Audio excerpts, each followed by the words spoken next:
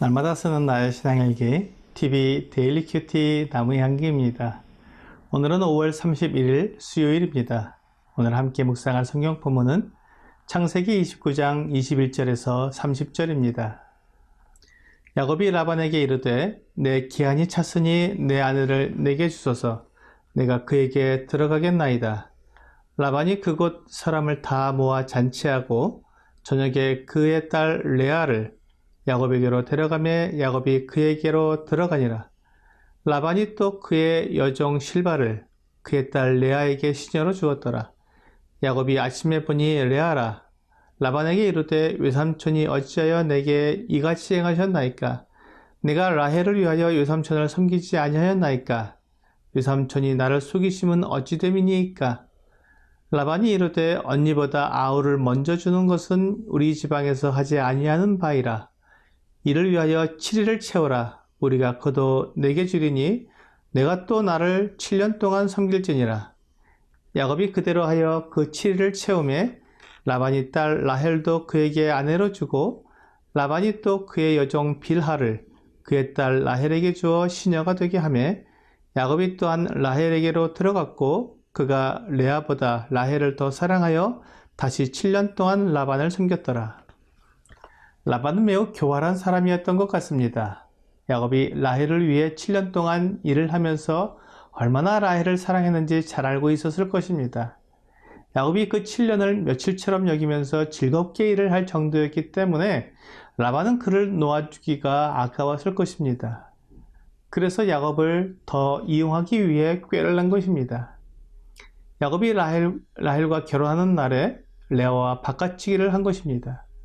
야곱은 라헬을 사랑했고 레아를 원하지 않았습니다. 하지만 라반은 야곱이 계속 자기를 위해 일하게 하기 위해 레아를 주었던 것입니다. 다음날 아침에 신부가 라헬이 아니라 레아인 것을 안 야곱은 라반에게 따져 물었습니다. 하지만 라반은 야곱에게 레아도 주고 라헬도 주겠다고 말하면서 야곱을 달랬습니다. 그 대신 7년을 더 일하라고 했습니다. 결국 야곱은 라헬을 얻기 위해 14년을 일하게 된 것입니다. 14년은 매우 긴 시간입니다. 야곱이 열심히 일을 했기 때문에 그 기간 동안 라반은 거부가 되었습니다. 창세기 30장 30절에서 야곱이 라반에게 이렇게 말했습니다. 내가 오기 전에는 외삼촌의 소유가 적더니 번성하여 때를 이루었으니 내 발이 이르는 곳마다 여호와께서 외삼촌에게 복을 주셨나이다.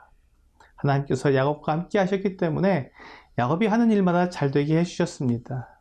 라반은 7년 동안 야곱이 일하는 것을 보고 욕심이 나서 야곱을 속여 7년을 더 일하게 만든 것입니다. 사실 속이는 일에는 야곱이 더 먼저였습니다.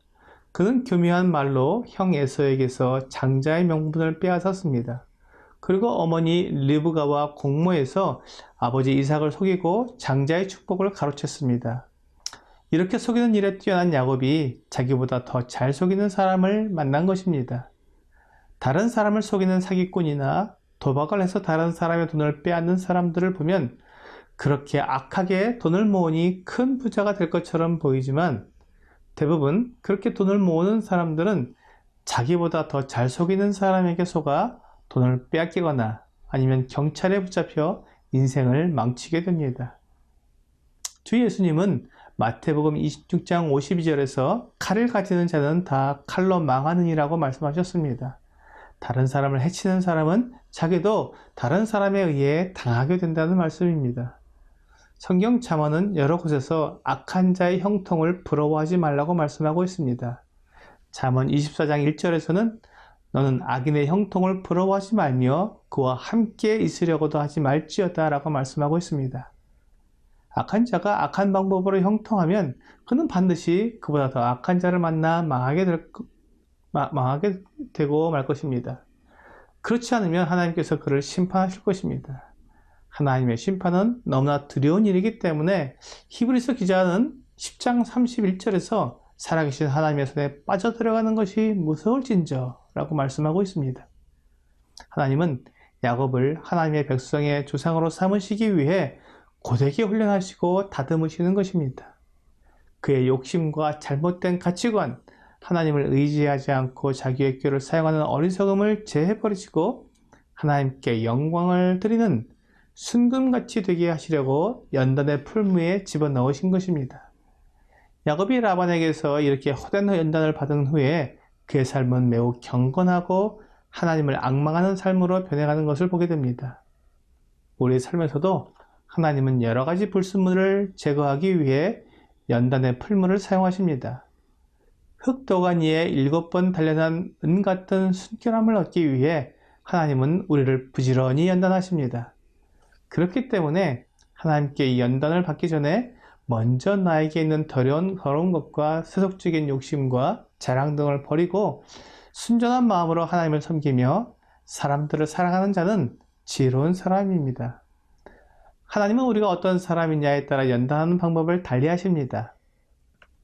이사야서 28장 26절부터 28절에는 이는 그의 하나님이 그에게 적당한 방법을 보이사 가르치셨음이며 소회향은 도리깨로 떨지 아니하며 대회향은 수레바퀴를 굴리지 아니하고 소회향은 작대기로 떨고 대회향은 막대기로 떨며 곡식은 부수는가 아니라 늘 떨기만 하지 아니하고 그것에 수레바퀴를 굴리고 그것을 말굽으로 밟게 할지라도 부수지는 아니하나니 라고 말씀하고 있습니다. 추수를 할 때 어떤 것은 작대기로 떨고 어떤 것은 막대기로 떨며 어떤 곡식은 수레바퀴를 굴리고 어떤 것은 말굽으로 밟게 합니다. 농부가 그렇게 각기 다른 방법으로 탈곡을 하는 이유는 사람이 먹을 수 있는 곡식을 얻기 위한 것입니다. 잘못된 방법으로 탈곡을 하면 먹을 수가 없습니다. 그래서 이미 준비된 사람에게는 준비된 만큼의 연단 방법을 사용하셔서 그를 순결하게 하시며 준비되지 않은 사람에게는 준비되지 않은 만큼 강한 연단 방법을 사용하셔서 순결하게 하십니다. 이 모두는 하나님이 그를 쓰실 수 있도록 순결하게 만들기 위함입니다. 오늘의 적용 질문을 보겠습니다. 다른 사람에게 속았을 때의 기분, 어떤 기분이 듭니까? 내가 다른 사람을 속여서 내가 원하는 것을 얻게 되었을 때는 기분이 좋을 수 있습니다. 그러나 다른 사람이 나를 속여 나의 것을 빼앗아가면 기분이 나쁘고 화가 납니다. 다른 사람의 입장에 서보면 내가 하는 행동이 다른 사람에게 어떤 영향을 주는지 이해할 수 있게 됩니다. 나는 아무 생각이 없이 하는 말이나 행동일지 몰라도 다른 사람에게는 큰 상처가 될 수 있습니다. 오늘 내가 다른 사람에게 상처를 받고 싶지 않은 것처럼 남도 나에게 상처를 받고 싶지 않다는 것을 생각하면서 남을 속이기보다는 차라리 불의를 당하는 것이 낫다는 주의 말씀을 생각하면서 순결한 마음으로 하나님을 섬기는 여러분과 제가 되기를 주 예수님의 이름으로 기도합니다.